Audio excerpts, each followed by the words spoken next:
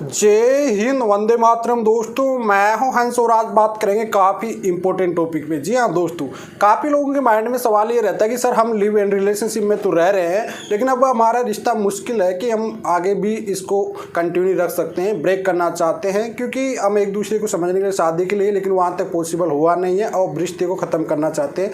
लेकिन डर ये रहता है कि कहीं लड़की मुझ पर रेप का केस ना कर दे। देखिए दोस्तों, मेरी प्लेलिस्ट में जाके आप गर्लफ्रेंड बॉयफ्रेंड के राइट अधिकार मान लो कानूनी अधिकार देखोगे, उस प्लेलिस्ट में supreme court and high court के जजमेंट अटैच हुए वीडियो बने हुए हैं, तो आप उनको जाके एक बार विजिट जरूर करना। मैं आपको क्लियरली कर देता हूं दोस्तों कि भैया अगर आप लिव एंड रिलेशनशिप में रह रहे हो, वो अपनी मर्जी से रह रहे हो। सुप्रीम कोर्ट ये खुद कहता है कि भाई लिव एंड रिलेशनशिप में आप रहते हो, दोनों की सहमति से रहते हो, बालिग को दोनों को अधिकार होता है, दोनों को रिश्तों में आने का भी अधिकार होता है और दोनों को रिश्ते को खत्म करने का अधिकार होता है। क्या लिव एंड रिलेशनशिप को खत्म करने के लिए कुछ और प्रोसेसिंग होता है, कानूनी कुछ प्रोसेसिंग होता है? देखिए इसमें कोई भी कानूनी प्रोसेसिंग नहीं होता, ना ही कुछ भी। जैसे आपने रहा है वैसे आप खत्म कर सकते हो। क्या इसमें लिव एंड रिलेशनशिप खत्म होने के बाद लड़की ये बोल सकती है कि मुझे शादी का झांका देख के मेरे साथ रेप का केस किया? जी नहीं, बिल्कुल ऐसा कुछ भी नहीं बोल सकती वो, क्योंकि उसने खुद ने सहमति से आपके साथ रही है। और हाईकोर्ट दिल्ली में एक केस था जिसका जजमेंट प्ले लिस्ट में ऐड है, जिसमें 5 साल तक लिव एंड रिलेशन में रहा और लड़की ने कहा कि भाई मेरे से शादी का झांका देके 5 साल तक रिलेशन बनाता रहा, लिव एंड रिलेशनशिप में बाद में छोड़ के चला गया।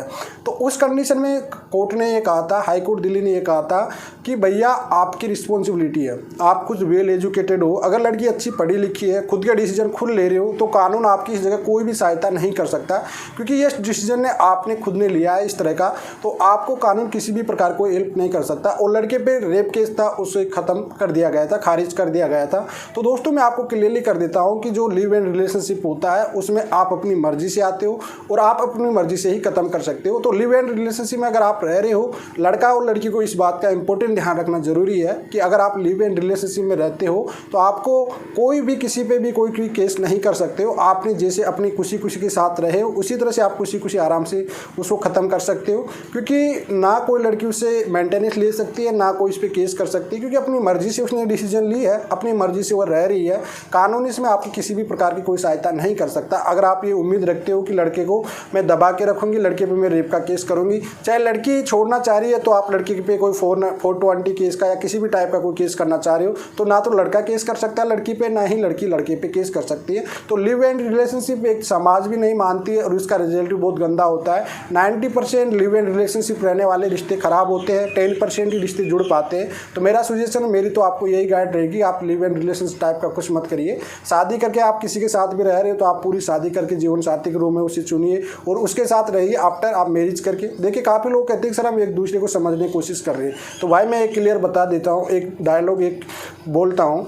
एक पिता अपना बेटे से बोलता है भाई आप दोनों बिना शादीशुदा क्यों रह रहे हो? पिता को बेटा बोलता है कि साहब पिताजी हम एक दूसरे को समझ रहे हैं। तो पिता का जवाब होता है कि साला तेरी मम्मी को मैं 40 साल में नहीं समझ सका, तू 2 साल में क्या खाक समझेगा? कहने का मतलब भैया नारियल का और बीवी का कोई पता नहीं होता कैसे निकल आए, ये डिपेंड करता है आपकी किस्मत पे, आपके लक पे। तो इससे कोई फ़र्क नहीं पड़ता। अगर आप लिव इन रिलेशनशिप को ख़त्म कर रहे हो तो मुझसे तो मेरा सजेशन यही रहेगा कि आप लिव इन रिलेशनशिप ना रह के शादी ही करके रहे। आई होप दोस्तों आपको वीडियो पसंद आएगा। अगर वीडियो पसंद आए तो लाइक शेयर जरूर करें। सेकंड बात दोस्तों, आप कॉमेंट में कोई भी नंबर अपना ना छोड़े। हंस लीगल हेल्पलाइन टीम की कभी भी किसी को कॉल नहीं करती। अगर आपको हंस लीगल हेल्पलाइन की टीम से कोई कॉल आता है तो डेफिनेटली वो एक फ्रॉड कॉल होगा, आपसे पैसे ऐडता है वो एक फ्रॉड कॉल होगा। तो ये रिस्पॉन्सिबिलिटी आपकी खुद की होगी। मेरे नंबर स्क्रीन पे होते हैं, आप इस नंबर को ऐड करके कोई भी अपॉइंटमेंट लेके डिस्क्रिप्शन में एक बार चेक करके बात कर सकते हैं। आई होप दोस्तों आपको वीडियो पसंद आएगा। अगर वीडियो पसंद आए तो लाइक शेयर जरूर करें।